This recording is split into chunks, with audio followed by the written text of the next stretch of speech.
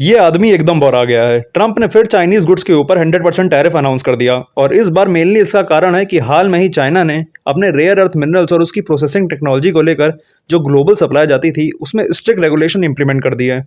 और US China से काफ़ी ज़्यादा मात्रा में रेयर अर्थ मिनरल्स इंपोर्ट करता था, जो यूएस अपने chips, semiconductors, electronic devices, high performance lithium ion batteries अपनी ईवी वगैरह के लिए और वेपन्स लाइक मिसाइल्स और मिलिट्री ड्रोन्स में यूज़ करता था।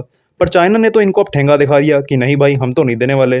और चाइना को भी ये करने का कोई सपना नहीं आया था, ये पड़ी लकड़ी खुद ट्रंप ने ली थी। दरअसल वर्ल्ड वॉर 2 के बाद जो शिप बिल्डिंग होती है, मतलब बड़े बड़े जहाज जो कंटेनर लाद के ले जाते हैं, वो शिप्स उसमें यूएस डोमिनेट करता था और ज़्यादातर शिप्स इनकी बनाई हुई होती थी या तो इनकी देश की होती थी।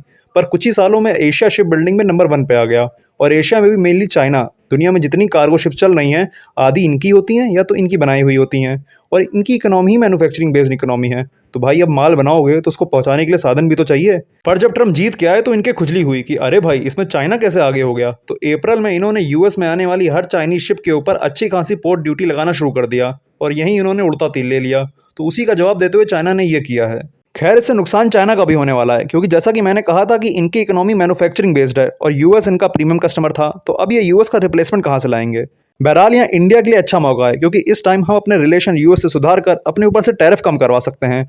और हाल में ही ट्रंप के खास सर्जियो जॉर नए यूएस टू इंडिया एम्बेसडर बने हैं, तो इनके माध्यम से हाँ, ये हो सकता है।